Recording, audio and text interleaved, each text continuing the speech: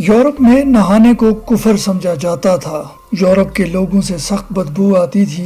روس کے بادشاہ کیسر کی جانب سے فرانس کے بادشاہ لوئس چہارم کے پاس بھیجے گئے نمائندے نے لکھا کہ بادشاہ کی بدبو کسی بھی درندے کی بدبو سے زیادہ متعفن ہے۔ اس کی ایک لونڈی جس کا نام مونٹیسا سبام تھا بادشاہ کی بدبو سے بچنے کے لیے اپنے اوپر خوشبو ڈالتی تھی۔ دوسری طرف خود روسی بھی صفائی پسند نہیں تھے۔ مشہور سیاح ابن فضلان نے لکھا ہے کہ روس کا بادشاہ کیسر پیشاب آنے پر مہمانوں کے سامنے ہی کھڑے کھڑے شاہی محل کی دیوار پر پیشاب کرتا تھا۔ چھوٹے اور بڑے پیشاب دونوں کے بعد کوئی استنجا نہیں کرتا تھا۔ ایسی گندی مخلوق میں نے نہیں دیکھی۔ اندلس میں لاکھوں مسلمانوں کو قتل کرنے والی ملکہ ایزابیلا ساری زندگی میں صرف 2 بار نہائی۔ اس نے مسلمانوں کے بنائے ہوئے تمام حماموں کو گرا دیا۔ اسپین کے بادشاہ فلپ دوئم نے اپنے ملک میں نہانے پر مکمل پابندی لگا رکھی تھی۔ اس کی بیٹی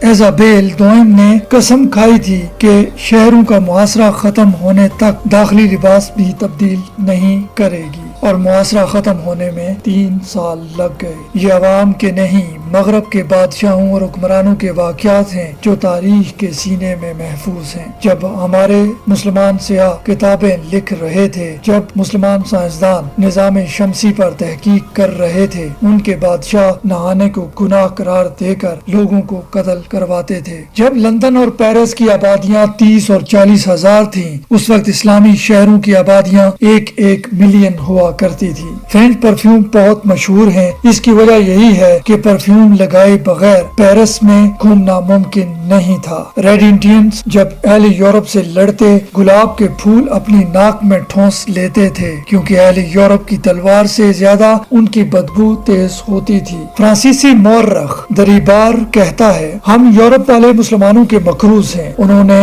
ہی ہمیں صفائی اور جینے کا ڈھنگ سکھایا۔ انہوں نے ہی ہمیں نہانا اور لباس تبدیل کرنا سکھایا۔ جب ہم ننگے دھڑنگے ہوتے تھے، اس وقت وہ اپنے کپڑوں کو زمرد، یاقوت اور مرجان سے سجاتے تھے۔ جب یورپی کلیسا نہانے کو کفر قرار دے رہا تھا، اس وقت صرف قرطبہ شہر میں 300 عوامی حمام تھے۔ پھر وقت پلٹا اور ہم سے ہماری سائنس، ہمارا علم، ہماری ترقی کے راز لے گیا۔ ہمیں بدلے میں احساس کمتری دے دی۔ ہمیں فیشن نامی لفظ کے ساتھ بے ہودگی دے دی۔ ہمیں ماڈرن بنانے کے نام پر بے حیائی دے دی۔ ہم نے ان کی دی ہوئی ہر چیز کا ویلکم کیا جس سے ہم بری طرح تباہ ہو سکتے تھے۔ انہوں نے ہمیں آزادی کا نام اور ساتھ غلط تعبیریں دے دی۔ انہوں نے اپنے نصابوں میں بغاوت کے اصولوں کو آزادی کے اصول قرار دے کر پڑھانا شروع کر دیا۔ پھر ایسا ہوا کہ ہم نے عیاشی کو کامیاب زندگی سمجھنا شروع کر دیا۔ پھر ایسا وقت آیا کہ وہ چاند پر جا رہے تھے اور ہم تفرقہ پرستی پر بحث کر رہے ہیں۔ وہ مریخ کا سفر کر رہے ہیں، ہم 1300 سال پہلے صحابہ کے مسلمان ہونے